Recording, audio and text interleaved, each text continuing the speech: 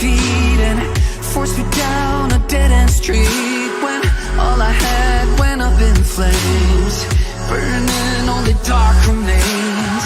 I cover up every part of my skin, oh, 'cause I don't like the person within, oh. I know I'm the one to blame. All I can do is take the shame, oh. Do we say goodbye? Refuse to question why. I'm too sad to say I'm sorry, so lie and pretend that you're okay. Swear that you will stay. Keep trying for one day. Whoa, I'm sick of all these lies. Don't care if I capsize. There's nothing left for me to hide. Don't wanna live a lie. Too many lows, too many highs, too many things to criticize. So I leave it all behind. Don't wanna live a lie.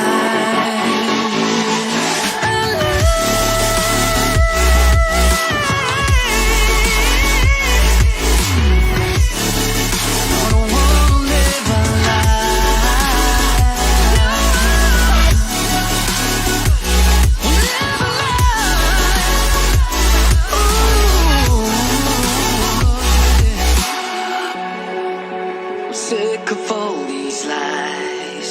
Don't care if I capsize. Oh no.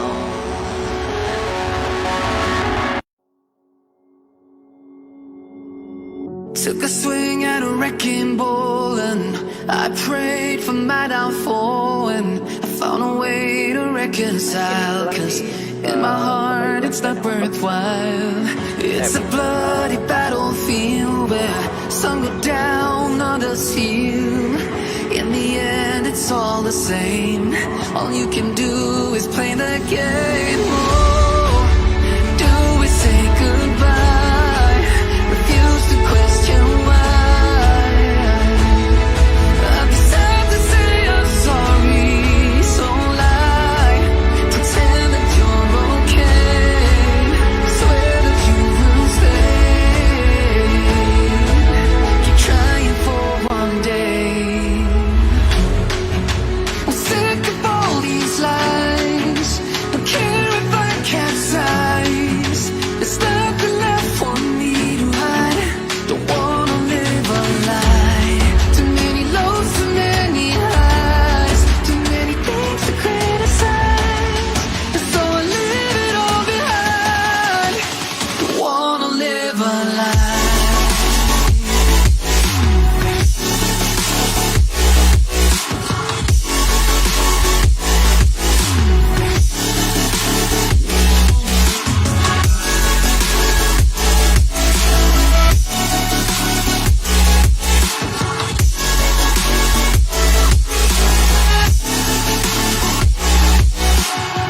Life kept spitting at my feet and forced me down a dead-end street, when all I had went up in flames, burning only dark remains. I cover up every part of my skin, oh, 'cause I don't like the person within, oh. I know I'm the one to blame. All I can do is take the shame, oh. Do we say goodbye? Refuse to question why. I'm too sad to say I'm sorry, so lie and pretend that you're okay. Swear that you will stay. Keep trying for one day. Whoa, I'm sick of all these lies. Don't care if I capsize. There's nothing left for me to hide. Don't wanna live a lie. Too many lows, too many highs, too many things to criticize. So I leave it all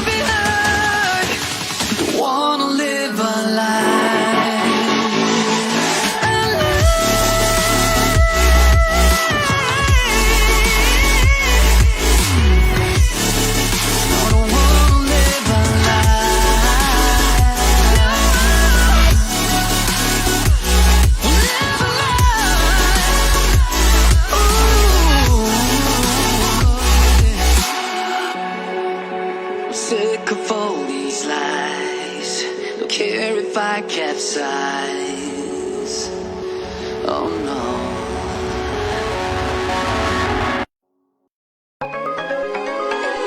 You gotta notice, hey, I'm falling in love. You're feeling something, hey, you cannot control. Just in time you came, and you changed all my perspective. Just in time you came, and I love it, I love it. It's so great to have in my life, make me feel so lucky, yeah. It's so great to have in my life, make me feel so lucky, yeah. Feel so lucky, yeah. Feel so lucky, yeah. Feel so lucky, feel so, feel so lucky, feel so lucky, feel so, feel so lucky, feel so lucky, feel so, feel so lucky, feel so lucky, feel so. You gotta notice, hey, I'm falling in love. You're feeling something, hey, you cannot control. Just in time you came, and you changed all my perspective. Just in time you came, and I love it, I love it. It's so great to have in my life, make me feel so lucky, yeah. It's so great to have in my life, make me feel so lucky, yeah. Feel so lucky, yeah. Feel so lucky, yeah. Feel so lucky, feel so, feel so lucky, yeah. Feel so lucky, feel so, feel so lucky, feel so lucky, feel so, feel so lucky, feel so lucky, feel so.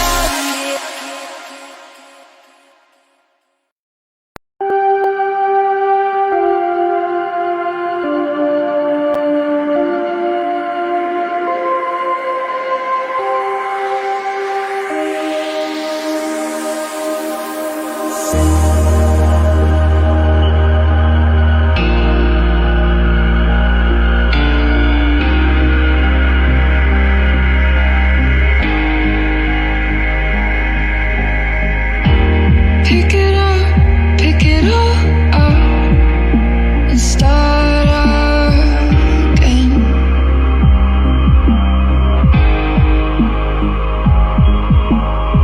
You've got a second chance, you could go home, escape it all, it's just irrelevant.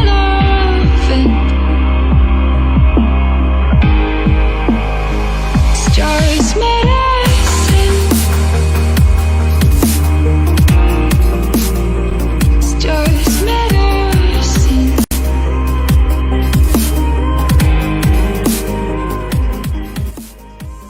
You could still be what you want to. Yang bisa menghadapi ini hanya satu, anak-anak muda, Yoters.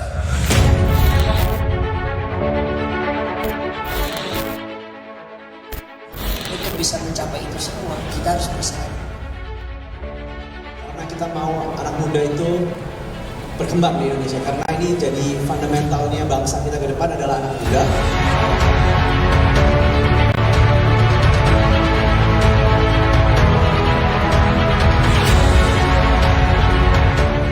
Jangan mau sekedar menjadi serdadu bagi generasi tua, sebab kesempatan justru milik anak muda.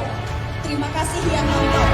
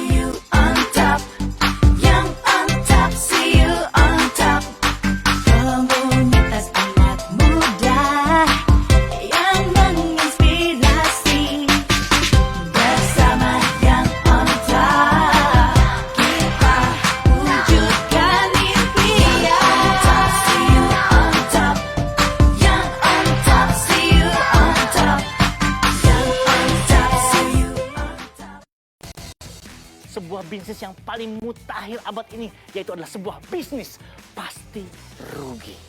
Kenapa namanya bisnis pasti rugi? Dunia ini butuh lebih banyak orang baik. Kita kalau kerja suksesan nggak bakal ada habisnya. Kalau kita terus belajar, kita bisa pelan-pelan cari jalan keluar untuk masalah-masalah ini. Berusaha untuk ya selalu up to date lah gitu. Banyak banget yang saya nggak tahu gitu. Unlock with Billy Boon, Sabtu 25 April jam 8 malam. Yakin situ bukan burung hantu? Kok chattingnya tengah malam? Juga. Bayu, provider serba digital pertama di Indonesia. Bebas pilih kuota plus topping, transparan dan apa adanya. Bayu, semuanya semaunya. Aku happy banget. Ada provider yang ngasih kebebasan buat pilih kuota internet dan topping semaunya. Apalagi SIM cardnya bisa dikirim ke rumah. Dan pakai sinyal Telkomsel lagi. Bayu, semuanya semaunya. Yang bisa menghadapi ini hanya satu, anak-anak muda, Yoters.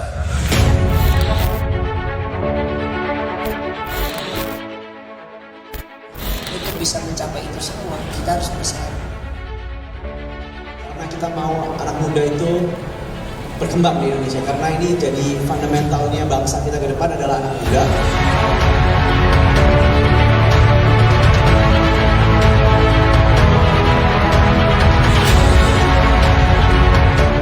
Jangan mau sekedar menjadi serdadu bagi generasi tua, sebab kesempatan justru milik anak muda. Terima kasih yang nonton.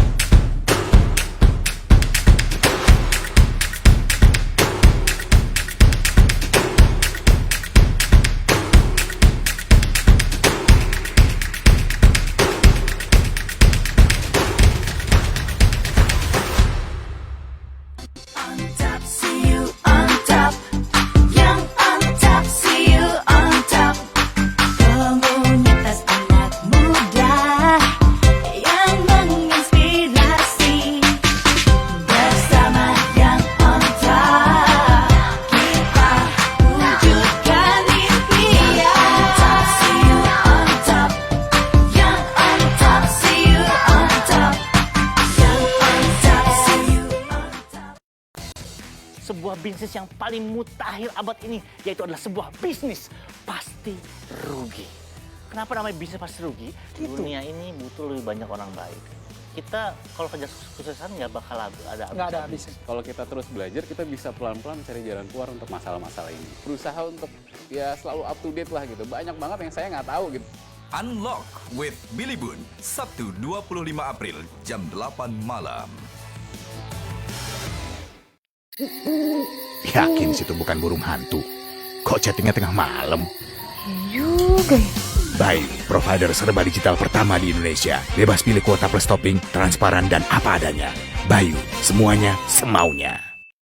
Aku happy banget. Ada provider yang ngasih kebebasan buat pilih kuota internet dan topping semaunya.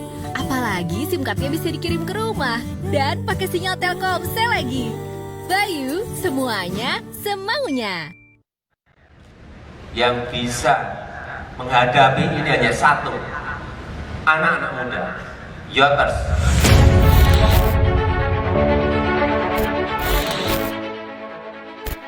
Untuk bisa mencapai itu semua, kita harus bersaing. Karena kita mau anak muda itu berkembang di Indonesia. Karena ini jadi fundamentalnya bangsa kita ke depan adalah anak muda.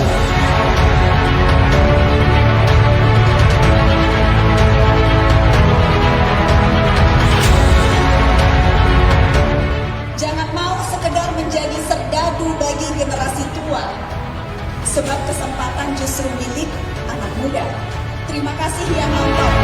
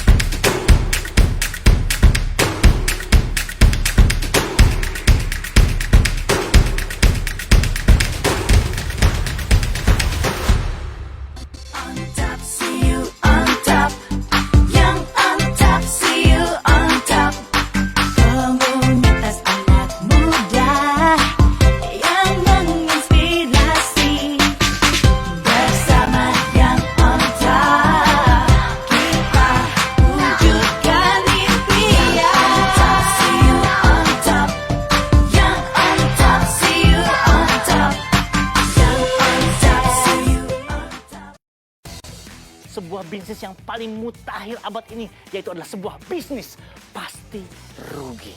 Kenapa namanya bisnis pasti rugi? Dunia ini butuh lebih banyak orang baik. Kita kalau kerja kesuksesan nggak bakal ada habisnya. Kalau kita terus belajar, kita bisa pelan-pelan cari jalan keluar untuk masalah-masalah ini. Berusaha untuk ya selalu up to date lah gitu. Banyak banget yang saya nggak tahu gitu. Unlock with Billy Boon, Sabtu 25 April jam 8 malam. Yakin situ bukan burung hantu? Kok chattingnya tengah malam? Juga ya. Bayu, provider serba digital pertama di Indonesia. Bebas pilih kuota plus topping, transparan dan apa adanya. Bayu, semuanya semaunya. Aku happy banget. Ada provider yang ngasih kebebasan buat pilih kuota internet dan topping semaunya. Apalagi SIM cardnya bisa dikirim ke rumah. Dan pakai sinyal Telkomsel lagi.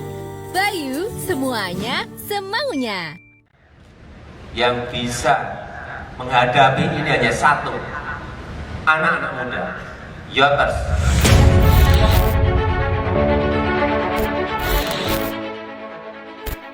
Untuk bisa mencapai itu semua, kita harus bersatu. Karena kita mau anak muda itu berkembang di Indonesia. Karena ini jadi fundamentalnya bangsa kita ke depan adalah anak muda.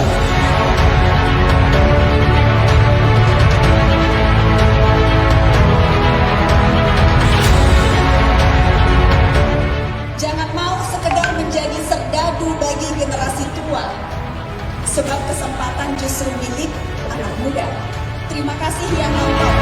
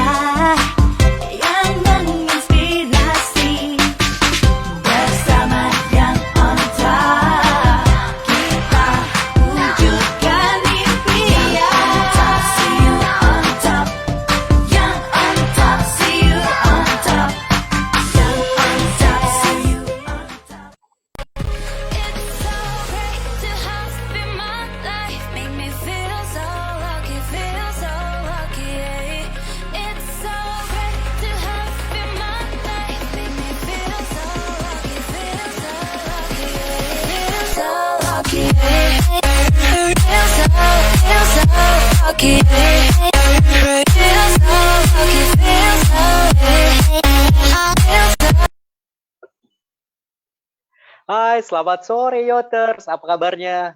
Mudah-mudahan masih di rumah semua. Dan kalaupun lagi rebahan, yang jelas bisa menikmati tayangan dari Inspira Webinar yang insightful, pasti menarik dan asik banget. Inspira Webinar ini presented by Bayu. Inspira Webinar tentunya ini akan memberikan konten-konten yang positif buat kita belajar terus, bikin kita berbagi terus, dan banyak hal yang menarik banget selagi kita di rumah aja untuk mendapatkan ilmu pengetahuan baru yang dibawakan oleh para narasumber yang keren-keren, yang asik-asik. Nah, Inspira Webinar ini terselenggara berkat kolaborasi Ciapik. Dari siapa ya kolaborasinya? Dari Bayu, dari Inspira Webinar, dan yang on top. Bayu apa ya? Bayu nama orang? Bukan. Bayu itu adalah provider digital pertama. Provider serba digital pertama di Indonesia. Nah, yang paling seru lagi, saya udah buka nih website Bayu. Website Bayu itu www.bayu.id. Asik banget di sana. Ternyata Bayu itu memang cocok banget buat Yoters dan anak muda. Kenapa? Karena sesederhana Bayu itu seperti boba atau crepes mungkin atau martabak. Jadi dia itu punya kuota utama. Nah, kuota utamanya ini ada small, medium, large. Nah, itu bisa dimasukin deh tuh topping-toppingnya. Topping-toppingnya itu apa sih? Topping-toppingnya adalah sesuai dengan kebutuhannya Yoters ini. Yoters mau apa nih? Nah, itu tinggal dimasukkan. Nah, yang paling menarik lagi adalah saat ini kan kita sedang di rumah aja nih. ada yang lagi bisnis, ada yang lagi kerja, ada yang kuliah gitu, ada yang juga lagi belajar. Nah, kita juga bisa mendapatkan kuota 100 giga untuk YouTube, streamingan YouTube. Gokil banget kan? Ya, dengan harga 10.000. Jadi, Yoters jangan lupa cuma hanya tinggal download saja di Play Store atau di App Store. Nah, nanti SIM card-nya langsung diantar ke rumah. Nah, Inspira Webinar juga terselenggara berkat kerjasama yang apik dan baik banget dengan siapa? Dengan Medpar kita, media-media partner kita. Ada Brilio, ada Event Jakarta, ada Good News from Indonesia, ada Alona, komunitas pengusaha muda, ada Rumah Millennials, dan juga ada Kampus Update. Nah, udah gak sabar nih, Yoters. Pasti udah gak sabar. Karena saya punya narasumber. Narasumbernya siapa sih? Keren banget. Udah pada tahu, buktinya udah pada join di Inspira Webinar yang dilakukan di FB Live ini. Nah, narasumber kita ini Rico Huang. Rico Huang usianya belum sampai 25 tahun loh. Belum sampai 25 tahun, masih 24 tahun udah kebeli Ferrari. Gila, itu Ferrari impian saya banget, warna merah, keren banget. Terus kita jadi mikir kan, anak belum sampai 25 tahun ini kok bisa beli Ferrari, dari apa? Ternyata memang bisnisnya dimulai dari sejak usia belia. Dan saat ini kita bukan ngobrolin soal bisnisnya dia seperti apa dan gimana, tapi kita akan ngobrolin bagaimana seorang entrepreneur itu harus adaptif terhadap situasi dan kondisi yang sekarang. Nah, ini sangat relevan juga buat Yoters yang masih kuliah umpamanya. Wah, sangat relevan. Kenapa? Karena banyak banget anak-anak kuliah juga yang bisnis atau yang ingin bisnis nantinya, ingin jadi entrepreneur. Kalau saya suka ketemu sama Yoters, saya tanya, biasanya bahkan imbang antara mau jadi profesional atau entrepreneurs. Nah, dua-duanya juga tentu memerlukan sifat yang adaptif, yang lincah, yang bisa menyesuaikan diri terhadap keadaan apa yang terjadi. Saya nggak mau panjang lebar lagi. Nah, saya akan memperkenalkan narasumber saya, yaitu Rico Huang. Silakan.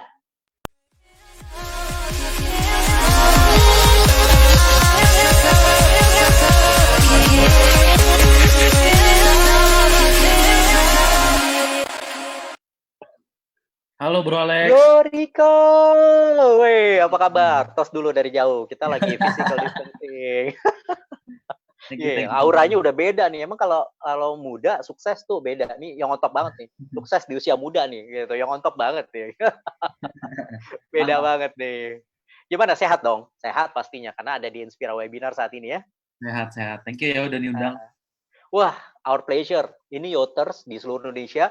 Tadi tuh ngecek-ngecek tuh ada di Makassar, Pekanbaru, Yogyakarta, Bali, Malang, Kabupaten Malang, ya Jakarta, Jabodetabek, udah ada. Ini udah pada kumpul nih untuk dengerin sharingannya Bro Rico nih. Nah, kita nanti akan sharing bagaimana seorang entrepreneur, dan ini luas banget maknanya, seorang entrepreneur ataupun yang punya jiwa entrepreneur itu harus adaptif terhadap apa yang terjadi kondisi saat ini. Dan kondisi saat ini kan tidak menentu. Nah, ini juga bisa terjadi nanti di masa depan kan seperti apa. Jadi kalau udah biasa dilatih dengan kondisi up and down, pastinya akan punya mental yang kuat sebagai entrepreneur ataupun juga seorang karyawan. Nah, silakan Bro Rico untuk di-share materinya hari ini. Udah siap nih Yoters ngedengerin dan juga ngelihat langsung, Bro Rico. Silakan. Oke. Terima kasih Bro Alex atas kesempatannya. Selamat sore teman-teman semua. Terima kasih buat Yoters yang sudah hadir, buat Inspira Webinar yang sudah mengundang saya, buat Bayu sebagai kita bilangnya tamu spesial kita ya di sini, dan semua teman-teman yang berpartisipasi. Jadi perkenalkan, nama saya Rico. Saya lahir di Jakarta 14 November 95 dan saya akan memulai webinar saya pada hari ini tentang beradaptasi di era saat ini ya. Tentunya semua lagi di rumah aja kan ya. Oke. Jadi saya punya beberapa jenis usaha. Mungkin saya cerita dulu. Saya yang pertama punya bisnis namanya Alona. Kita menjual produk-produk informasi digital dan mengajarkan orang untuk belajar online marketing. Ya, jadi pemasaran di dunia online supaya produk yang dijual bisa laku, supaya yang punya personal branding makin kuat lagi, dan lain-lain. Dan kita menjual buku secara spesifik tentang cara menjualan di sosial media. Jadi kayak ada Instagram, ada di Google, ada di Facebook, dan lain-lain. Kemudian yang kedua, kita punya software untuk membuat website dalam hitungan 5 menit saja. Jadi kan selama ini orang kalau bikin website butuh waktu, server, dan lain-lain. Nah, kita membuat Funnels Pro supaya orang bisa punya website, hitungan menit. Kemudian saya juga punya usaha namanya dropshipaja.com. Intinya kita adalah supplier produk ya. Nah, di momen-momen sebelumnya, sebelum wabah ini muncul, ya kita menjual produk-produk personalized atau print on demand. Jadi reseller-reseller yang jualan biasanya bikin desain, kemudian dia jual ke konsumennya satuan, kita yang kirim. Tapi karena lagi adaptasi ya, kita mulai menjual produk-produk kesehatan. Ya, jadi mulai dari masker kain, semua kita jual. Nanti saya akan ceritakan. Ini contoh-contoh produknya. Yang paling laris itu kita punya casing handphone, kemudian intinya di print, habis di print kita produksi, habis itu kita kirim. Ya. Total kita sekarang punya 120.000 reseller di dropshipaja.com, dan kita punya kurang lebih 200 karyawan, dan mostly production. Jadi kita produksi barang. Nah, kalau boleh cerita sedikit, jadi awal mula saya bisnis itu ketika rumah saya kebakaran waktu SD. Ya, di sana orang tua saya mengajak saya untuk menjadi seorang entrepreneur. Di situ saya nggak ngerti apa itu entrepreneur, sampai titik saya menjaga toko papa selama kurang lebih 3 tahun lah. Dan akhirnya setelah lulus SMA, saya memutuskan untuk berbisnis kuliner, karena saya pengen coba usaha sendiri. Jadi waktu itu saya coba jualan, saya rugi sekitar 15 juta dalam waktu 4 hari. Jadi sukses ya, sukses 15 juta rugi dalam waktu 4 hari. Nah, akhirnya berkembanglah usaha saya, mulai coba nyari uang lewat Twitter, lewat Instagram, berjualan, dan lain-lain. Ya. Nah, singkat cerita, akhirnya saya menggunakan kemampuan saya untuk membangun usaha yang lebih serius lagi, belajar ke sana kemari, dan membentuk usaha-usaha yang tadi. Gitu. Nah, hari ini saya akan menjelaskan tentang bagaimana cara kita bisa beradaptasi, ya, terutama di dalam sosial media, ya, di dunia online, dan ada apa hubungannya dengan inovasi, ya, di kondisi seperti ini. Oke. Awal mulanya kegiatan adaptasi saya itu bermula dari online dengan story, karena saya berpikir semua orang suka dengan story, sedangkan saya adalah orang yang baru, orang nggak kenal saya pengen jadi artis, tapi saya nggak tahu caranya. Dan dari usaha-usaha yang saya lakukan tadi, pada akhirnya saya menjual aksesoris handphone dan terkumpullah modal. Modal ini saya gunakan untuk beli mobil. Kenapa? Karena di multi level marketing, semua orang sukses itu akan didengar oleh masyarakat ketika dia punya mobil. Jadi ketika pamer. Nah, saya pengen ikut-ikutan dong. Bisa nggak ya? Cobalah. Akhirnya saya beli Mercy. Ya. Saya beli Mercy. Mercy-nya tidak mahal, 400 juta. Jadi untuk kalangan Mercy ini Mercy murah ya. Saya beli second. Goal saya hanya untuk orang kenal Rico, kemudian dia beli produk-produknya Rico. Ya. Akhirnya 1 minggu balik modal. Nah, mulailah saya akhirnya coba deh beli mobil lagi, Ferrari, dengan apa ya, penawaran yang menarik apa ya. Ya udah deh saya jualan casing handphone aja gitu. Nah, saya beli mobil ini, singkat cerita balik modal dalam waktu 3 bulan. Oke. Caranya gimana? Dan apakah mobil-mobil ini saya gunakan? Tidak sebenarnya. Jadi hanya disimpan di rumah, di foto, di video. Saya pakai keliling komplek aja biar nggak rusak. Habis itu saya pakai untuk jualan. Saya ngasih gambaran sedikit, ya, sebelum kita masuk ke topik adaptasi. Jadi intinya, saya menggunakan kolam-kolam saya di sosial media untuk membuat orang membeli produk. Nah, produk paling gampang yang teman-teman bisa terka, misalkan contohnya buku deh.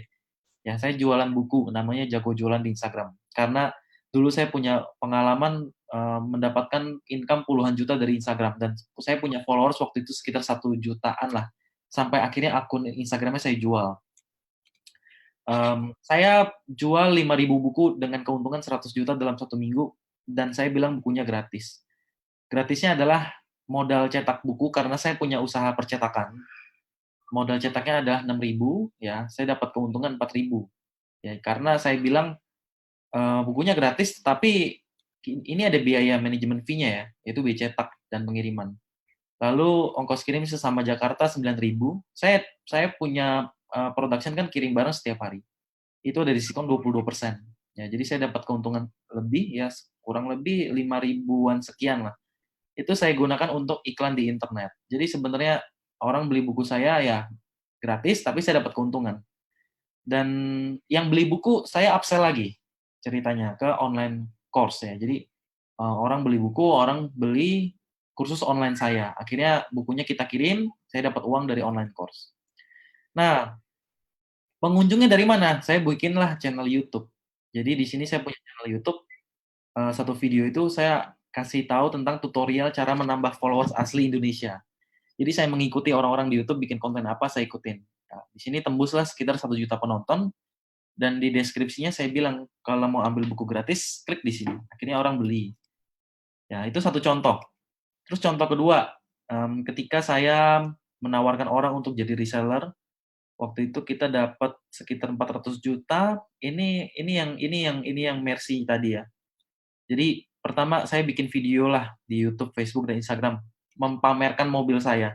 Tapi pamernya ada value. Jadi pamernya itu bukan sekedar, hey, gue bisa beli mobil, kalian gak bisa kan? Ayo, kasihan deh. Gitu enggak. Jadinya saya bisa, kalian juga bisa, saya ajarin caranya. Kalau kalian mau tahu caranya, ayo sama saya belajar gitu. Akhirnya saya membuka pendaftaran dropshipaja.com yang tadi reseller produk saya.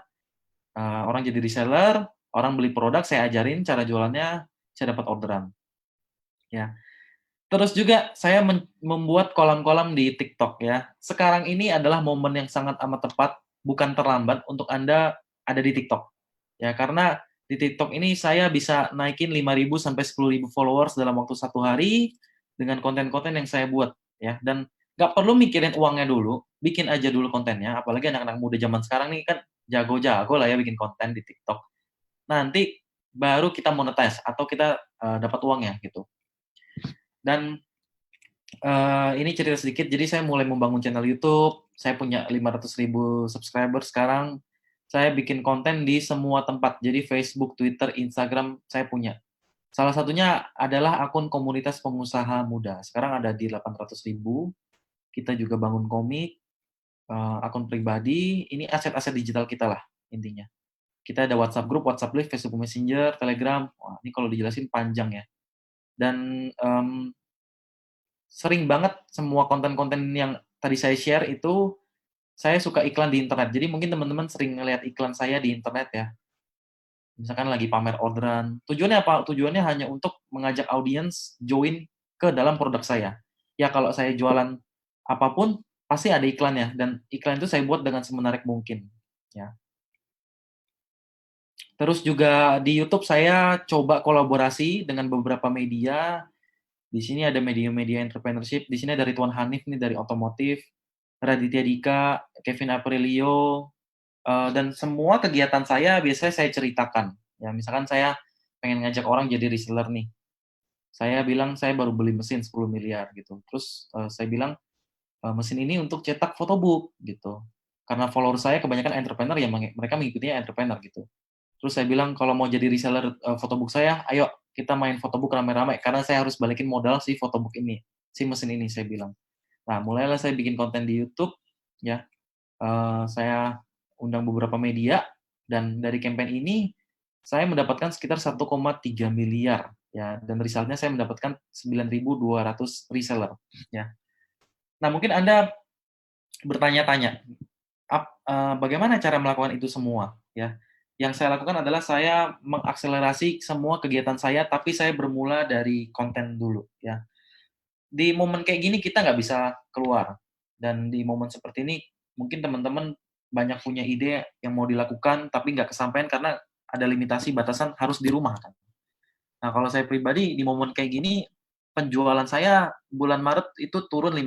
Nah, saya jujur-jujuran buka-bukaan, tapi di bulan April penjualan saya meningkat tajam 2 kali lipat. Ya, apa yang saya lakukan? Jadi contohnya tadi dropshipaja.com, saya yang tadinya jualan produk-produk custom, ya saya mulailah cari pabrik-pabrik ya untuk menjual produk-produk kesehatan. Jadi pemerintah menyarankan masker kain, saya mulai cari masker kain. Meskipun saya nggak bisa produksi, tapi saya cari sendiri barangnya, saya distribusi ke reseller. Terus kita disuruh pakai hand sanitizer, oke, saya jual vitamin C, saya cari pabriknya, saya jual juga. Itu dari segi dropshipaja.com. Nah, terus dari segi konten bagaimana? Dari segi konten, saya mulai aktif lagi bikin konten setiap hari, ya. Dan ini cara saya membuat konten supaya engagement-nya terus bagus. Dan ini mungkin jadi satu tips buat teman-teman semua yang lagi di rumah dan sekarang bingung lagi mau ngapain dan mungkin pengen banget bikin konten supaya engagement-nya tinggi, punya follower banyak, baru nanti bisa diuangkan. Pertama, saya tuh punya satu akun namanya komunitas pengusaha muda. Secara engagement rate kita sangat kecil, 0,62%. Jadi kalau di Instagram itu mereka tuh kayak bilang bahwa kalau kamu punya followers makin besar, maka engagement kamu makin kecil. Ya. Tapi sekali ada postingan yang bagus dan viral, akun ini bisa nge-reach jutaan reach ya. Jadi bisa nge-reach jutaan orang. Di sini terlihat dari akun komunitas pengusaha muda dapat 200.000 likes dari satu postingan. Nah, tapi saya juga punya satu kolam, yaitu akun pribadi saya, yang engagement-nya tinggi dan saya jaga. Tidak pernah kita promo dan hanya memposting apa yang kita rasakan, gitu. Jadi hari ini saya lagi gagal, saya cerita soal kegagalan. Hari ini saya senang, saya ceritakan kesenangan, supaya tulus dari hati. Karena semua postingan yang tulus dari hati, biasanya akan sampai ke audiens. Contohnya di YouTube ada orang yang posting soal putus sama pacarnya, dia share, viral karena mungkin ada orang yang merasakan hal yang sama gitu. Dan di sini saya bilang akunnya adalah akun healthy food. Jadi benar-benar healthy banget, engagement-nya kita jaga. Contoh juga di Twitter saya memposting, kalau ada satu postingan yang bagus di Twitter, saya akan posting ulang ke akun pribadi saya. Itu saya lakukan berkali-kali ya. Contoh di YouTube saya ada wawancara satu orang, di sini ada komentar tentang memperkecil harapan, memperbesar tindakan, inspiratif banget. Jadi saya wawancara seseorang namanya Danu, dan di komentar Danu ada ngomongin soal memperkecil harapan dan memperbesar tindakan. Dan di situ tim saya akan melihat, wow, kontennya bagus ya tentang memperkecil harapan dan memperbesar tindakan. Konten itu kita jadikan konten di sosial media ya. Jadi contoh dari tema memperkecil harapan, memperbesar tindakan, kita jadiin story yang panjang ya. Entah itu di blog, entah itu di email. Jadi saya tuh benar-benar cuma menulis aja. Dari mulai 3 tahun lalu sampai sekarang saya nggak pernah berhenti menulis. Dan ini yang membuat follower saya makin lama makin besar. Jadi bukan karena saya beli followers, tidak. Karena tulisan. Dari yang tadinya mungkin 10 orang doang yang suka dengan konten saya, lama-lama jadi 100, jadi 1000, jadilah sebuah community, barulah di situ saya bisa jualan. Gitu. Nah, dari konten-konten tadi kita visualisasikan semuanya ya, kita buat bannernya, kita buat videonya, dan setiap ada konten yang bagus, kontennya kita iklankan entah di Facebook atau di Instagram. Ya, jadi kemampuan untuk menulis konten, kemudian desain, kemudian kita iklankan konten tadi, itu jadi sebuah kunci bagi saya di momen-momen sekarang ini ya. Dan saya punya satu studi kasus menarik ya, buat teman-teman semua. Jadi, selama ini saya nggak pernah ngajak konsumen saya itu untuk belanja lewat WhatsApp. Saya semua lewat website. Dan di website saya punya data-data konsumen yang bisa di-track lah. Jadi waktu itu saya mendapatkan 323 penjualan buku dengan omset sekitar 6.400.000. Dan ketika orang beli buku, di website saya nanti ada semacam tombol yang mengajak audiens untuk mendaftar sebagai reseller. Mau nggak nambah? Jadi kita sebenarnya sebagai upsell. Dan di situ kita mendapatkan omset ya, sekitar 13 juta. Jadi kita dapat 13 juta penjualan di hari itu dengan 326 orang.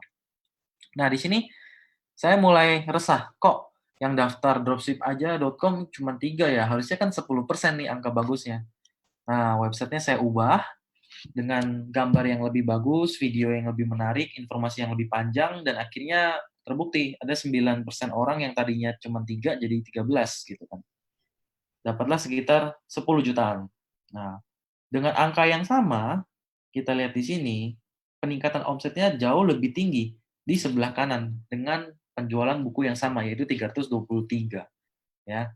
Artinya apa? Artinya semua hal-hal kecil selalu saya tes. Ya, bahkan di momen-momen seperti ini ya, di mana kita mungkin ada beberapa orang yang kehilangan pekerjaan dan lain-lain. Saya tes nih, kira-kira kalau karyawan saya pengennya tetap gaji full. Saya nggak mau ada yang dirumahkan. Terus saya kalau jualan produk-produk custom yang biasa saya jual turun nih, saya harus tes nih. Kira-kira kalau saya jualan masker ramai nggak? Ya kan? Nah, saya tes deh ke WhatsApp ke teman-teman saya. Akhirnya mereka mau, gitu. Saya turunin gengsi saya coba jualan, mereka mau. Ya udah, akhirnya barulah saya cari masker ke pabrik. Kebetulan saya nggak bisa lah bikin masker, tapi saya punya teman atau relasi. Nah, saya hubungin teman saya satu-satu, akhirnya mereka bisa buat. Ya udah, saya publish ke reseller, saya kasih tahu bahwa jualan masker lagi ramai. Dan ternyata benar ramai.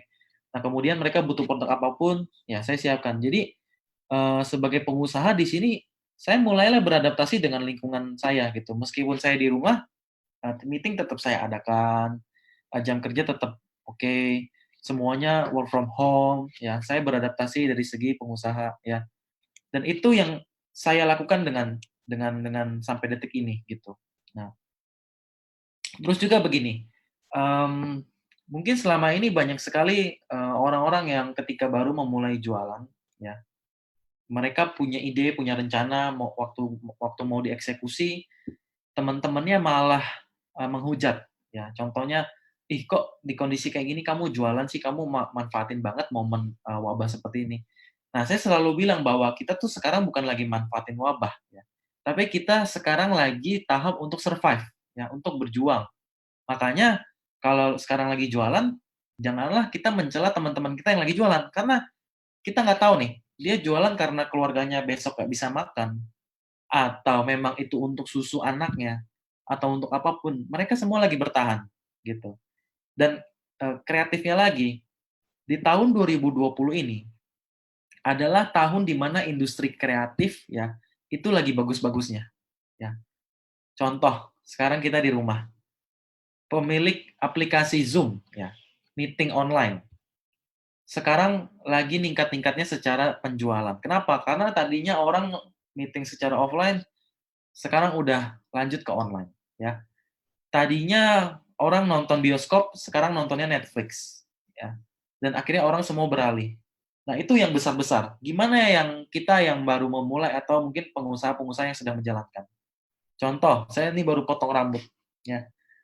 Dulu rambut saya tuh panjang. Kalau meeting tuh rambutnya gimbal, saya terganggu sampai samping gitu.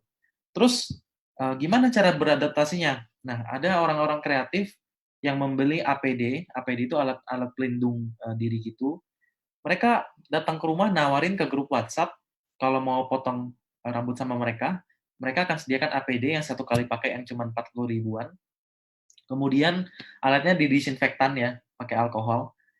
Dia pakai sarung tangan, mukanya pakai topi face shield gitu yang buat melindungi. Nah, kira-kira Anda mau nggak? Nah, kalau saya mau, akhirnya ya saya potong rambut. Itu contoh adaptif. Terus gimana kalau saya misalkan tukang sayur? Wah, siapa tahu di sini tukang sayur nonton. Oh, ya bagus. Berarti Anda tinggal menginvite lingkungan Anda di sekeliling ya.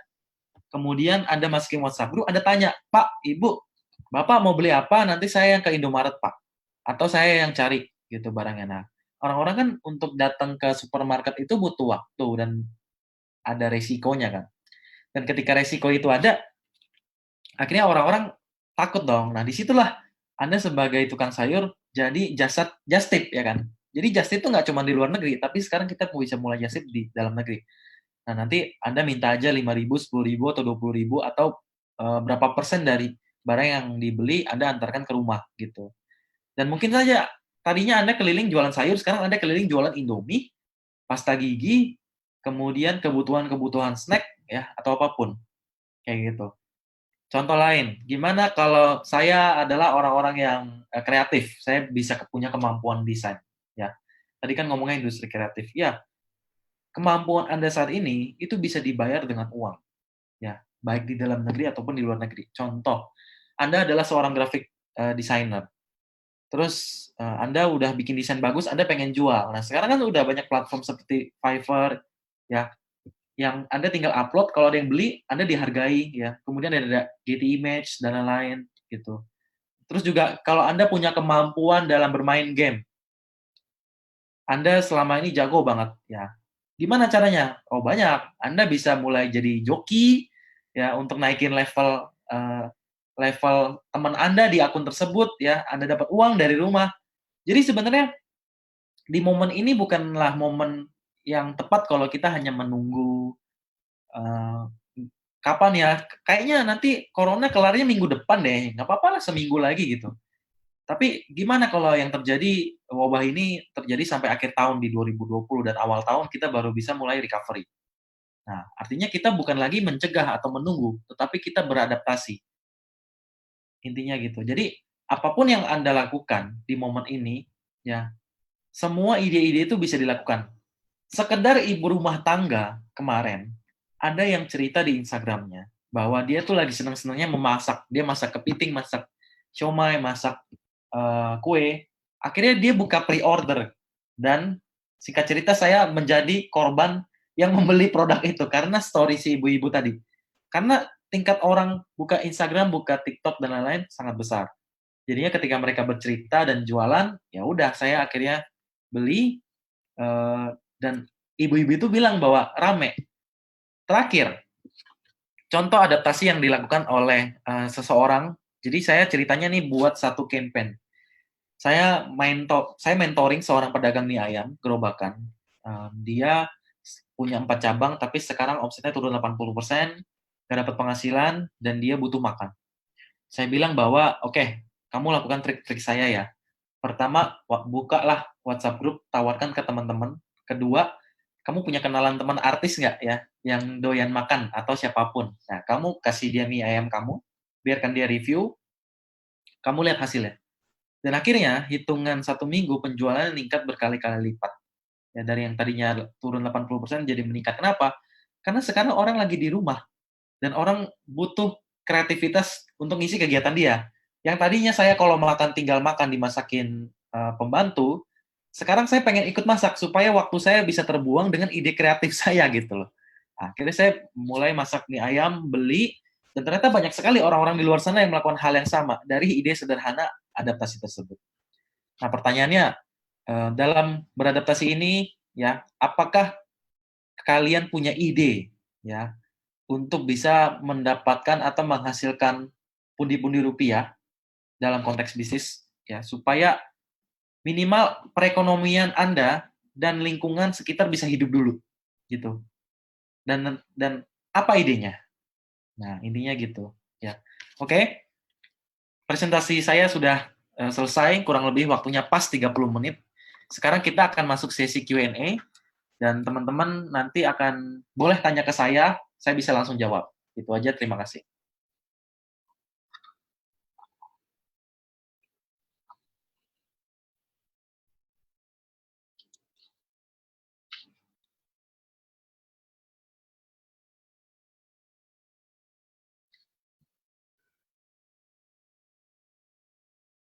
Bro.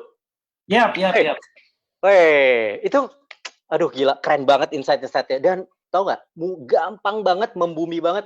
Itu nggak takut kalau orang-orang pada ngikutin itu tips-tipsnya tadi yang buat kita nih Yoters dan juga yang hadir di sini yang dengerin Inspira Webinar nih, wah gila, ternyata nggak terlalu susah ya gitu. Itu nggak takut, bro? Iya, memang di kondisi kayak gini sebenarnya kita harus saling kolaborasi.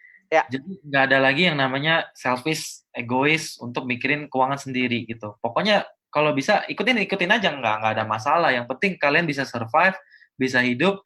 Toh nanti kita suatu saat bisa kerja sama dalam bentuk usaha apapun gitu. Wah, betul tuh. Emang saat ini memang saatnya kolaborasi. Kalau waktu kemarin tuh sebelum pandemi kan selalu kita, wah, kolaps yuk, kolaps. Iya, tapi habis itu hilang. Tapi kalau sekarang semuanya memerlukan kolaps. Indonesia jadi gotong royongnya terasa banget pada saat pandemi. Gitu. Betul nggak tuh, bro? Betul. Nah, ini ada pertanyaan-pertanyaan nih. Jadi dari tadi tuh udah tanya banyak banget ya. Dan akhirnya saya merasa, wah ini ratusan Yoters yang udah join di Inspira Webinar kita. Lebih baik saya share aja nih pertanyaan-pertanyaan yang langsung mau ditanyakan ke Bro Rico Huang. Oke, nah ini ada Monica Horeski. Kak, kalau mau membangun usaha setelah pandemi ini selesai, pertanyaannya adalah tolong di-share dong kemungkinan baiknya dan kemungkinan buruknya itu seperti apa. Silakan Bro Rico. Oke. Kalau mulai usaha, menurut saya tidak ada waktu yang tepat. Karena semua orang mulai usaha biasanya kebanyakan karena kondisi kepepet. Ya. Nah, yang harus diciptakan, pertama adalah kita mulai usaha sekarang aja, nggak usah nunggu setelah pandemi. Karena semakin, lucunya gini, bisnis itu semakin direncanakan semakin nggak jadi untuk memulai ya.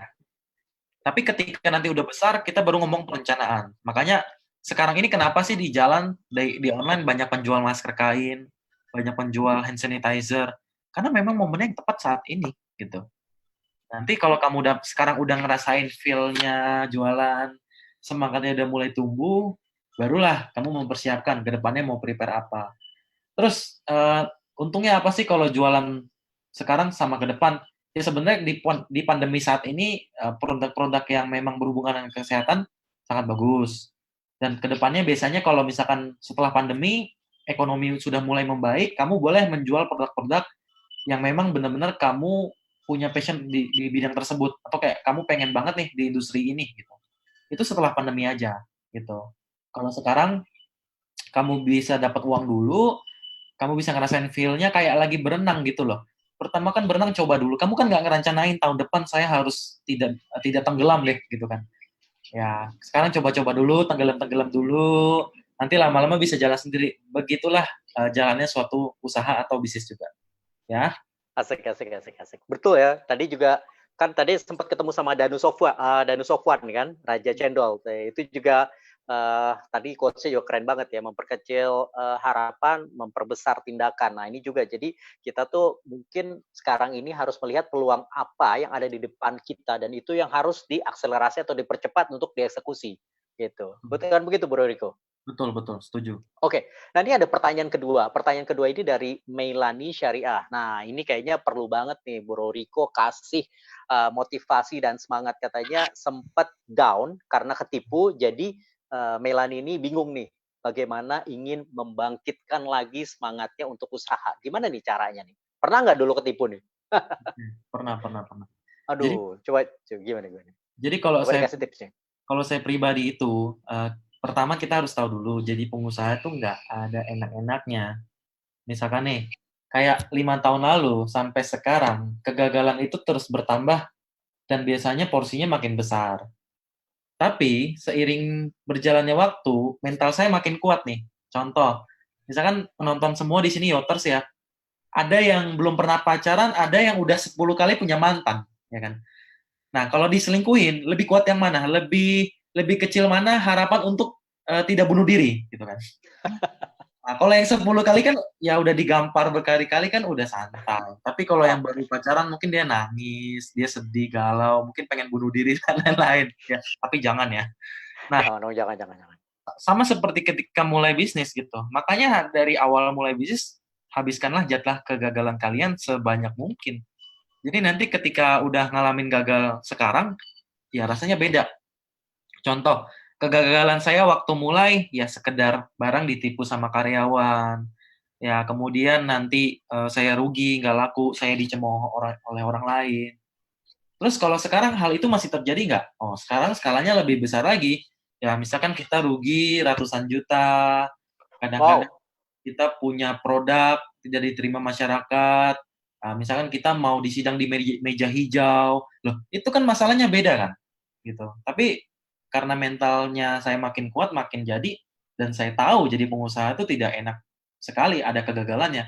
Nah di situ saya ya anggap aja latihan mental, gitu. Jadi kalau kamu ngalamin satu masalah, kamu anggap aja itu kamu lagi naik level. Dan ketika kamu naik level, ada skill yang upgrade. Pernah nggak sih main game PS1 gitu yang atau PS2 yang kalau kamu berhasil terus kayak ada angin-angin di samping kamu cering, ya itu sebenarnya sama kayak lagi usaha, itu level kalian lagi meningkat tajam gitu loh. Oke, ini juga ada pertanyaan nih dari Febriana. Ini menarik banget ya pertanyaannya. Salah satunya adalah kalau mau mulai bisnis, ini ngambil profitnya itu langsung besar atau ngambil profitnya kecil-kecil dulu sehingga kita bisa ngelihat peluang bisnis lain. Jadi kita bisa menambahkan item-item atau unit bisnis lainnya sehingga profit kita akhirnya jadi besar. Nah ini seperti apa nih? Ya. Kalau misalkan ya kalian baru mulai, kalian mulainya juga jualin produk orang lain. Bukan yang produk kalian bikin sendiri, kalian repackage dengan bagus, desain yang keren, brand yang keren. Terus kalian nembaknya segmen marketnya mau yang menengah atas, menengah bawah. Intinya kan, pokoknya dapat duit dulu, ya udah kalian jual murah aja dulu, ya. Sampai kalian terbiasa nih. Karena gini, sekali kalian dapat satu konsumen, atau saya sebutnya pecah telur nih sebagai pengusaha, itu bro, waduh, gila nagih banget. Aduh, gimana tuh nagihnya tuh? Rasanya gimana tuh? Rasanya tuh kayak ada malaikat turun dari langit, tau nggak? Oh begitu ya? Kirain kayak WhatsApp dibales gitu, WhatsApp dibales gebetan atau WhatsApp dibales mantan mungkin gitu, wah langsung. Enggak ya? Mirip juga kayak gitu. Jadi rasain dulu euforianya, senengnya dapat order, dapat pelanggan. Nanti kalau itu udah kelar, nah motivasi kalian kan makin nambah. Disitulah ketika motivasi makin nambah, kalian bisa pikirin konsep bisnis yang lebih keren lagi gitu. Karena kalau belum ada gini, kalau isi perut belum terisi, gimana kita mau pakai otak gitu kan? Kalau Anda lapar, gimana Anda mau mikir ke depannya mau ngapain? Nah, sama dalam bisnis. Kalau kalian belum punya penjualan yang rutin setiap hari, gimana kalian nanti mikirin konsep bisnis yang keren gitu. Makanya feel dulu, rasain enaknya pecah telur dapat order. Jualnya juga ke teman-teman aja, gampang.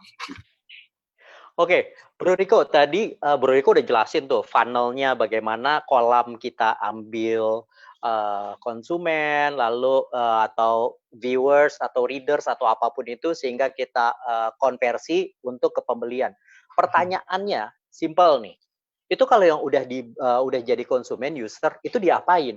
Mereka udah beli produknya. Apakah di-maintain atau ya udah ya ini udah jadi konsumen kita, ya udah kita cari aja yang lain. Nah, ini ada nggak tipsnya? Pasti Yoters ini pengen tahu banget nih. Iya, ya. Nah, buat teman-teman Yoters, jadi begini. Dalam pengalaman saya berbisnis, mencari pelanggan baru itu jauh lebih susah, ya, dibandingkan dengan kita mengelola pelanggan yang sudah ada. Kenapa? Karena bentuk kepercayaan pelanggan yang sudah ada itu lebih tinggi. Ya, mereka ketika kita tawarin produk berikutnya, mereka akan lebih percaya karena udah pasti nggak kena tipu, udah trust sama produk kita asalkan produk yang dijual berkualitas. Nah, biasanya kalau saya terhadap pelanggan baru, baik pelanggan saya ataupun saya punya reseller saya kan punya konsumen ya, pelanggannya konsumen, kita tawarin produk berikutnya. Jadi contoh nih, kemarin kan kita jualan masker kain, laris gitu. Terus saya tanya lagi sama konsumennya, selain masker kain kamu butuh apa sih gitu. Nah kadang-kadang ada konsumen yang nggak ngejawab, ya kita mencobalah jadi konsumen. Saya kalau sebagai konsumen abis pakai masker kain saya butuh apa ya? Oh iya, saya takut kena kuman dan penyakit. Apa ya produknya? Masa alkohol saya tuang ke tangan? Nggak mungkin. Oh iya, hand sanitizer deh. Nah ya udah saya tawarkan, ternyata bener gitu kan. Terus saya pikir lagi, orang tuh butuh apa ya saat ini ya biar dia makin sehat. Oh iya, ternyata orang selama ini takut kalau imunnya nggak kuat.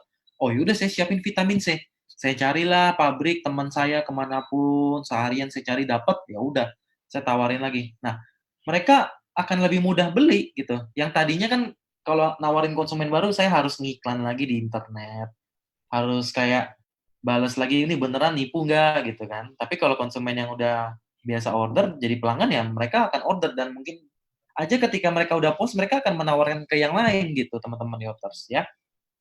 Oke, Bro Riko ini ada pertanyaan nih. Kalau ini pertanyaannya dari saya. Biasanya kalau kita melakukan bisnis yang ikut-ikutan, ini kan besok kita insya Allah mau Ramadan ya. Terus banyak orang jualan es Milo kepala, jualan asinan, jualan penganan gitu. Tapi banyak sekali yang ternyata pada saat jualan itu semuanya tuh jualan hal yang sama, jadi tidak ada pembeda. Itu yang pertama, bagaimana jadi unsur pembedanya itu. Yang kedua, jadinya karena nggak ada unsur pembeda, jualannya itu pada saat musimnya selesai ya selesai. Jadi kan brandnya juga nggak berkelanjutan atau nggak sustain ya. Nah ini gimana Bro Riko? Apakah memang kita hanya perlu ngambil kesempatan, oh ini lagi semuanya lagi ke sini, ya udah kita ikut ke sini gitu. Atau kita perlu memikirkan strategi yang lebih panjang lagi. Menurut Bro Riko gimana? Oke. Kalau misalkan teman-teman nih menjalankan usaha yang kompetisinya banyak nih, saingannya banyak ya. Caranya gimana? Caranya kita punya yang namanya diferensiasi atau pembeda gitu. Contoh, kalau kita di dropshipaja.com, semua orang di Tokopedia, di marketplace lah, itu ada aja yang jualan barang yang sama, misalkan seperti casing handphone custom. Mereka jualnya di harga 15.000, tapi saya jualnya di harga 50.000. Nah, gimana caranya? Kok 50.000 saya nih jadi paling terlaris dari seluruh marketplace ya? Kenapa dan tetap laris dengan harga mahal? Karena saya punya pembeda. Pembedanya apa? Kalau kita 50.000, kita bisa free ongkos kirim seluruh Indonesia. Jadi kalau jangkauan kota-kota di Papua, yang 90.000 kita tetap bayar 50.000 gitu. Terus service kita 1 hari jadi. dan bahan kita beda sama yang lain. Nah, gimana kalau teman-teman yang lain? Nah, teman-teman bisa kasih servis apa nih ke yang lain? Apakah jualan es kepal Milo diantar ke rumah? Atau disuapinin langsung ke konsumennya satu-satu? Atau Milonya dicampur sama meses atau apapun? Nah, itu harus dipikirkan gitu. Saya nggak bisa ngasih contoh satu persatu bisnis, tapi dari ide tadi saya berharap teman-teman bisa punya inspirasi dan punya ide cemerlang. Nah, kok saya bisa sih kreatif seperti ini? Karena kreativitas itu saya dilatih, bukan karena kebetulan aja saya orang kreatif, tidak, bukan bakat. Karena saya tiap hari kerjanya mikir, ya, akhirnya ide kreatif itu muncul dari otak saya gitu. Nah, itu yang pertama. Terus yang kedua, kalau gitu nanti produknya cuma ikut-ikutan aja dong gitu. Nah, kebetulan karena di momen seperti ini ya, kita udah ngetes, udah coba jualan produk yang custom tetap jalan sih ya. Cuman tidak ningkat banget. Maka untuk membantu para reseller bisa jualan ya minimal tetangga-tetangganya bisa dapat keuntungan, bisa beli barangnya dan reseller tersebut bisa makan lah. Nah, kita coba jualan produk-produk kesehatan itu tadi. Nah, tapi kalau setelah pandemi ini selesai, produk-produk tadi tetap ada, ya, tapi kita akan fokus ke produk utama kita, gitu. Jadi, sekarang kita pikirin, kalau bahasa kerennya di bisnis kita bilang pivot lah. Pivot itu teman-teman Yoters itu seperti kita bisnisnya tetap sama, cuman produknya aja yang ganti gitu. Teman-teman tetap... Jadi itu nggak harap ya pivot ya. Artinya kita sebenarnya kita jual jasa, Ya. tapi karena kondisi yang seperti ini karyawan juga agak susah atau ya kalau Yoters yang di rumah mungkin yang punya orang tua juga merasakan sendiri mungkin orang tuanya juga lagi kondisinya tidak terlalu baik tapi kita berdoa kondisinya tentunya baik ya gitu. Nah itu melihat tiba-tiba mungkin orang tuanya sekarang jual masker, jual hand sanitizer, tadinya kantoran atau tadinya bisnis lain. Itu tidak haram ya, kok ya? Nggak masalah gitu loh. Asalkan yang perlu diperhatikan produk-produknya izinnya jelas, terus misalkan jualan hand sanitizer ada izin Kemenkesnya, terus kalau jualan masker kain, kainnya tuh bukan pakai tinta tekstil yang tidak tersertifikasi, yang tidak boleh dipakai ke mulut. Jadi selama masih bisa jalan, jalan aja. Yang penting di sini kita hidup dulu, nggak mati gitu aja. Setuju. Jadi kita yang penting adalah daya survive-nya atau daya bertahannya. Nah, biasanya salah satunya memang tadi Riko udah mention bahwa proses kreatif itu tidak turun dari langit. Itu kreatif itu merupakan suatu proses yang selalu berkesinambungan. Kita memang harus bisa terus memikirkan sesuatu what next ya.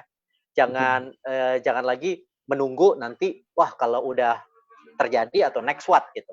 Oke. Nah, ini ada juga nih pertanyaan dari Bingka Siwi. Nah, ini cukup menarik nih. Ternyata Yoters di sini tuh bukan hanya student aja, mahasiswa banyak, first jobber juga banyak, tapi juga ternyata ada pekerja seni nih.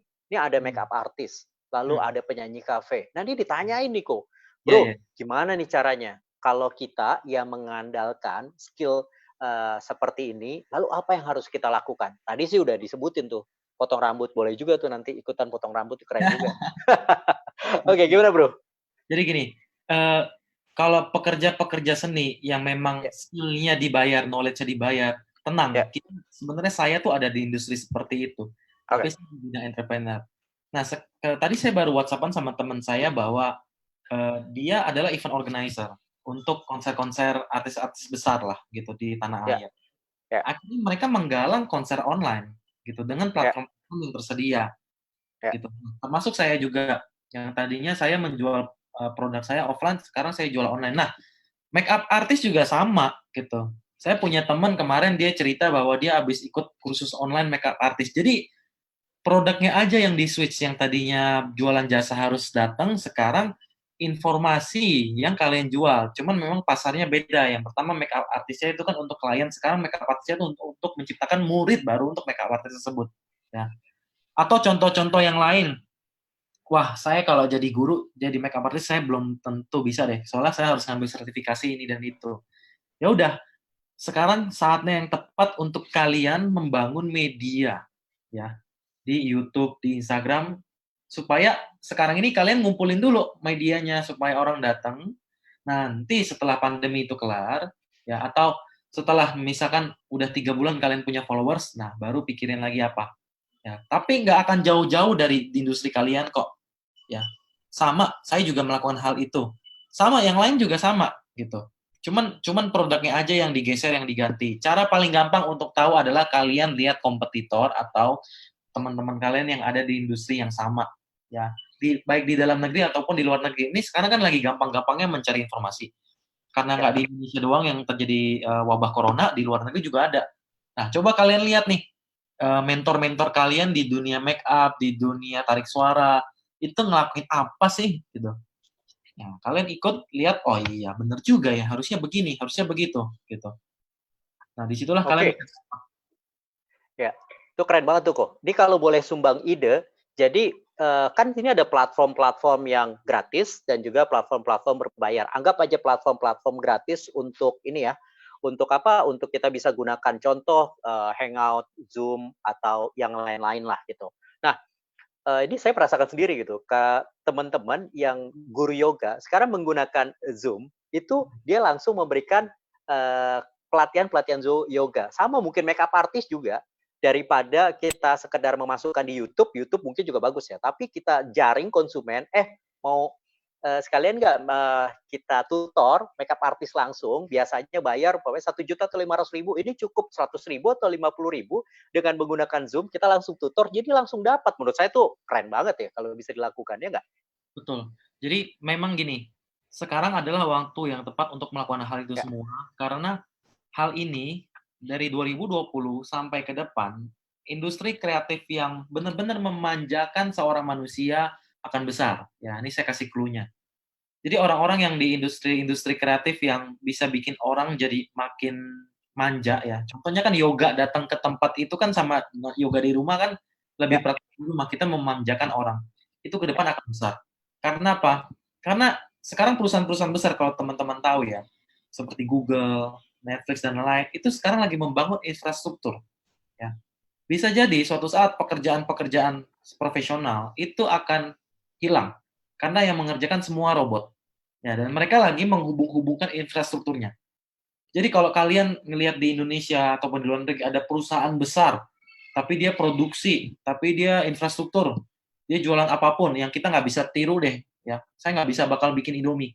Nah, ke depan yang besar itu adalah perusahaan yang akan menghubungkan satu dengan yang lainnya, gitu. Ya, contoh sederhananya seperti tadi, Anda menjualkan video. 2 tahun yang lalu, saya udah menjual video saya berbicara seperti ini mengajarkan orang. Dalam bentuk web yang saya kemas sehingga orang tinggal login aja. 2 tahun yang lalu. Dan sekarang ketika semua work from home, saya udah melakukan work from home itu dari 1,5 tahun yang lalu, di mana orang nggak melakukan.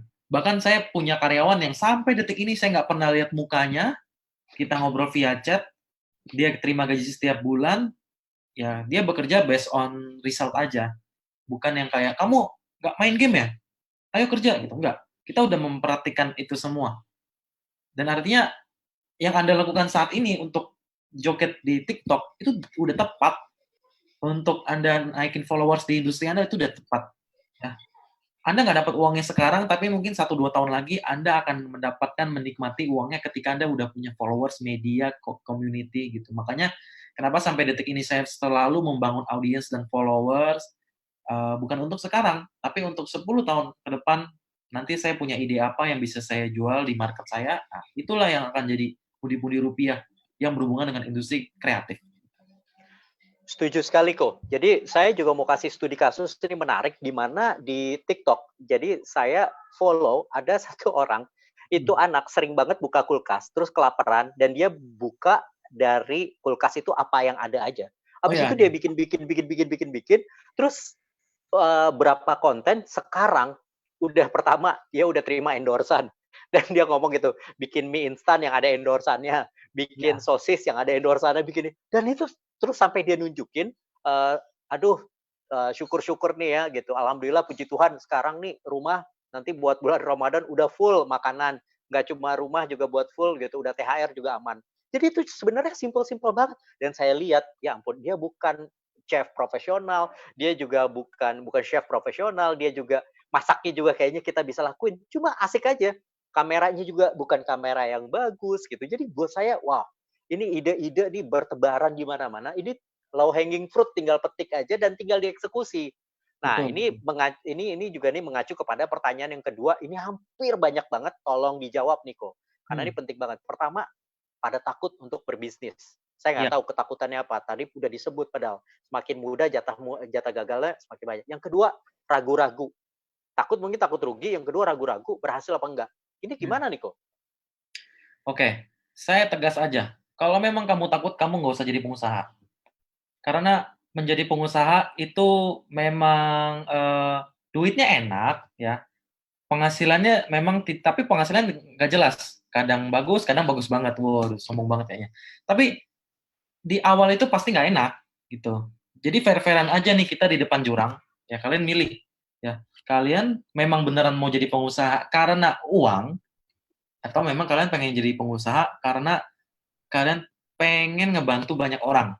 Nah, kalau saya fokusin ke uang, biasanya saya ketika gagal saya nggak akan lanjutin karena uang bukan semuanya soal uang. Tapi saya berbisnis itu untuk membantu orang. Saya jelaskan gimana cara saya bantu. Di wabah seperti ini banyak perusahaan yang mem-PHK karyawannya.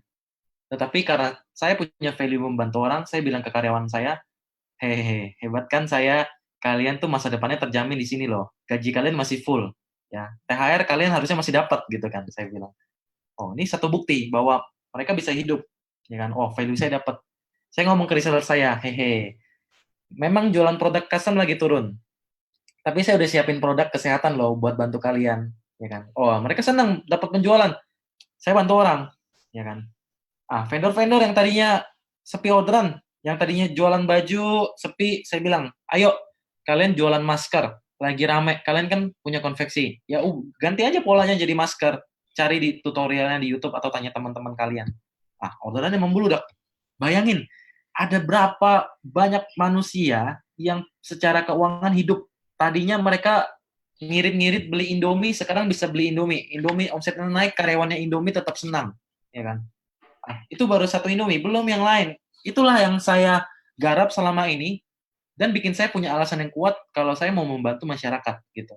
Meskipun saya rebahan dari rumah, tapi saya punya satu kebahagiaan ketika saya bisa ngasih manfaat. Nah, kalau kebahagiaan itu cuma uang, biasanya nggak akan lama, teman-teman. Jadi, fokusin aja untuk membantu orang, dan membantu orang tuh butuh kerja keras. Nah, kalian siap nggak untuk kerja keras? Mungkin selama ini ya, dimanapun Anda berada, Anda hidup di dunia yang penuh dengan panggung sandiwara. Anda ngelihat bahwa selama ini saya hidup enak, nyaman, terus tiba-tiba saya datang, saya cerita, Anda pengen jadi pengusaha tapi takut. Ya selamatlah. Inilah dunia nyata yang saya bicarakan. Bukan lagi dunia sandiwara yang selama ini Anda lihat dan Anda alami.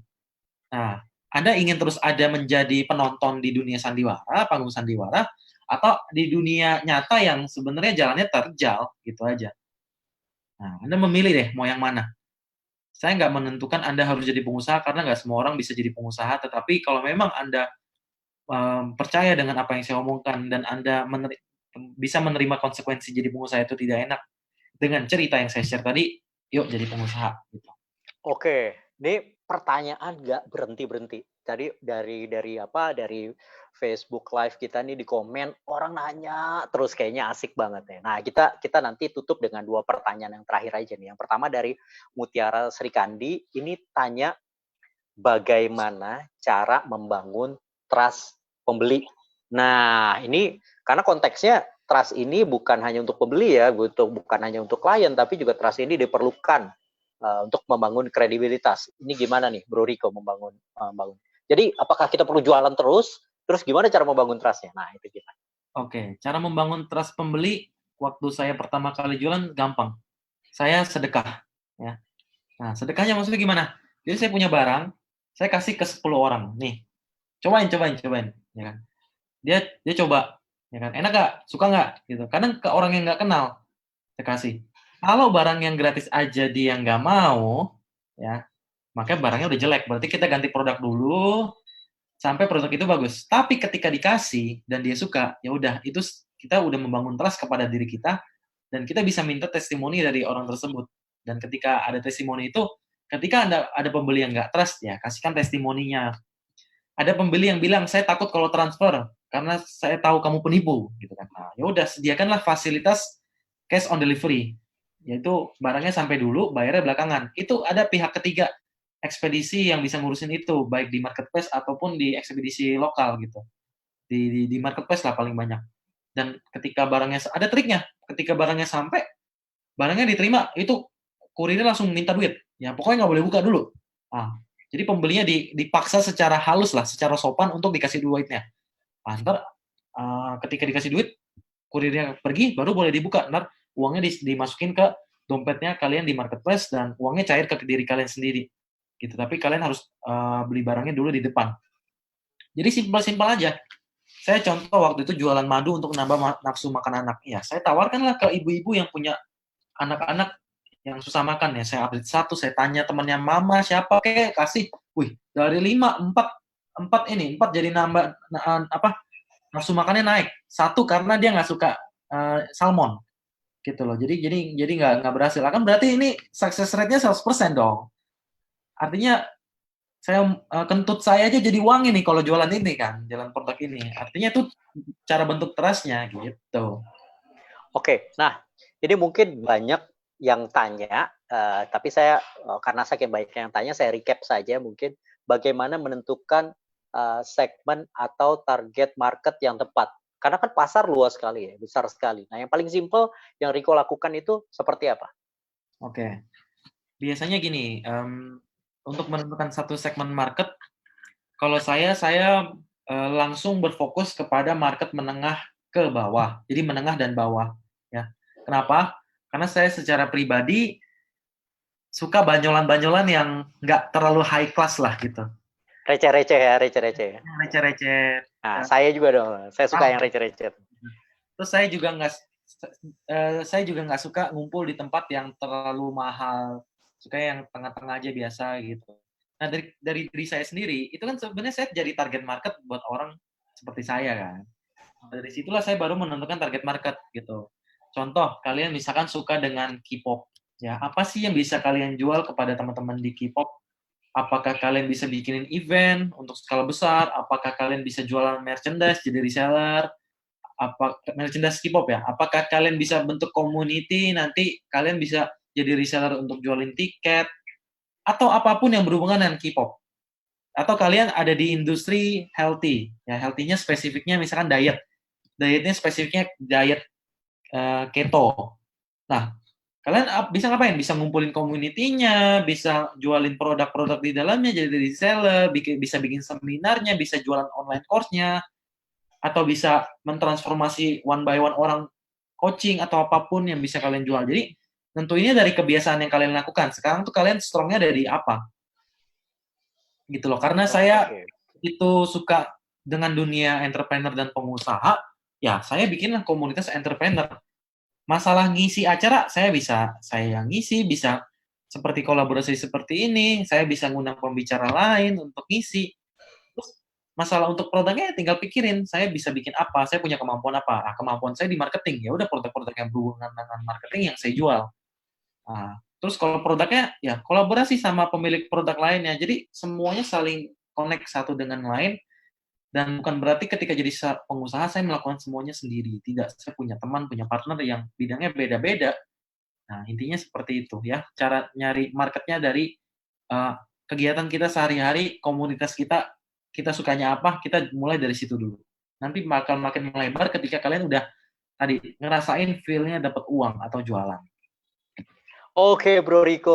Wah, bravo. Keren banget. Nah, gimana Yoters? Asik kan? Saya dengerin aja asik banget dan aduh pengennya nih nambah lagi. Tapi sayang banget kita sudah di penghujung acara.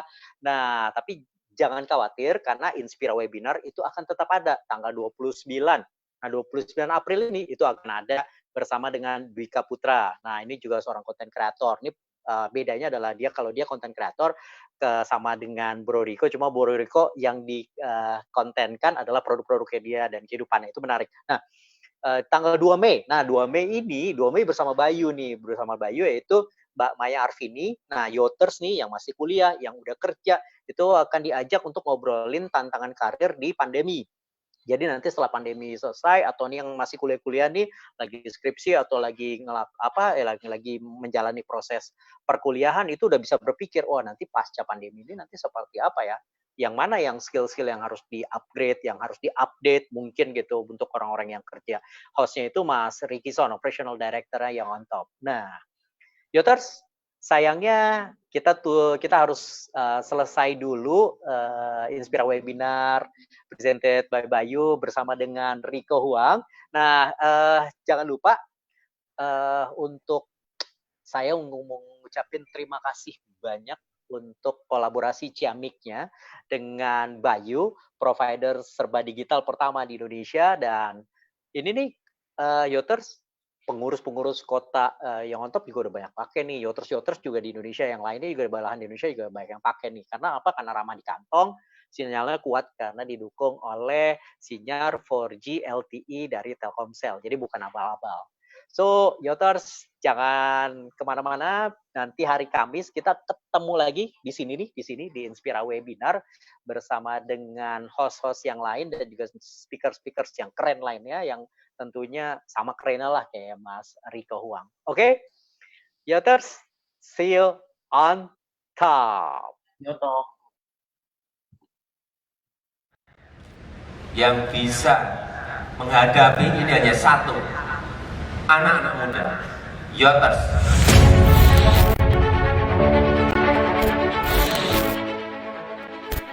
Untuk bisa mencapai itu semua, kita harus bersatu.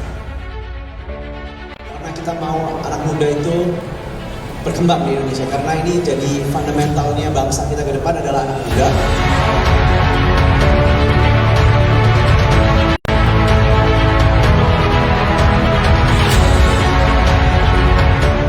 Jangan mau sekedar menjadi serdadu bagi generasi tua, sebab kesempatan justru milik anak muda. Terima kasih yang nonton.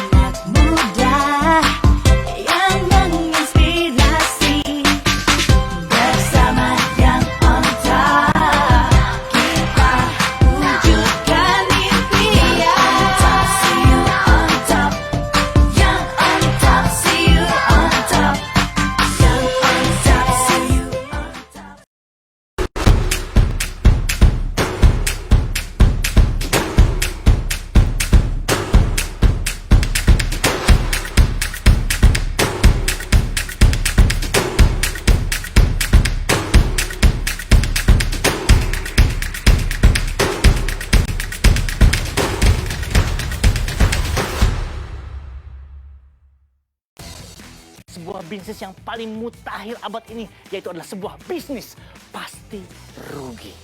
Kenapa namanya bisnis pasti rugi? Dunia ini butuh lebih banyak orang baik.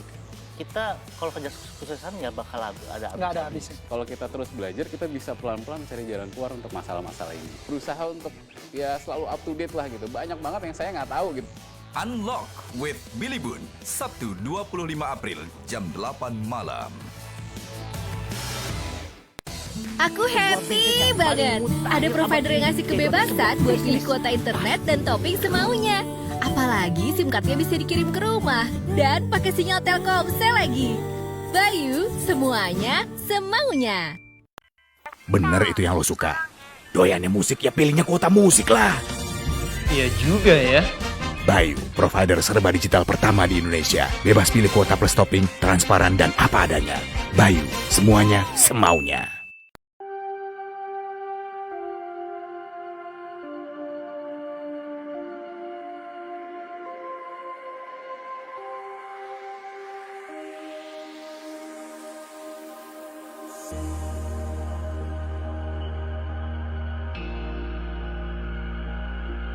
Oke, thank you. Sebentar, Rico, thank you banget gila, seru abis. Pick it all up and start again.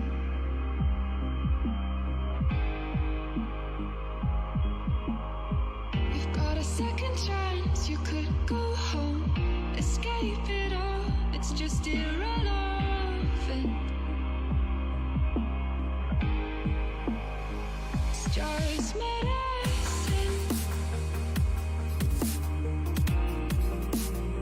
Stars medicine.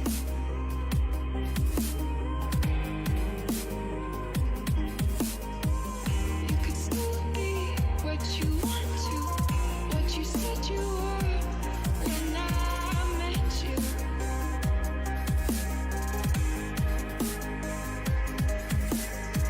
You've got a warm heart, you've got a beautiful brain, but it's disintegrating.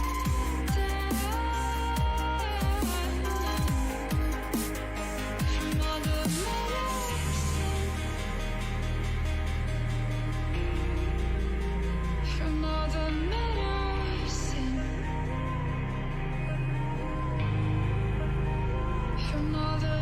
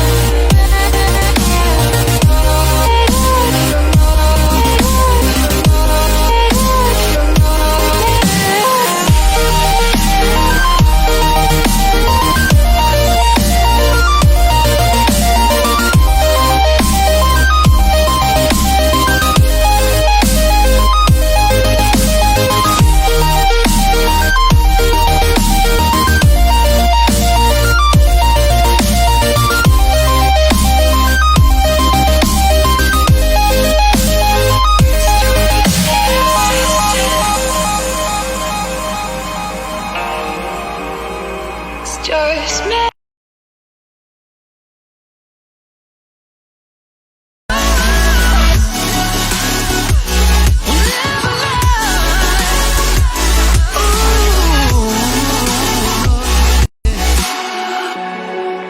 I'm sick of all these lies. Don't care if I capsize. Oh no.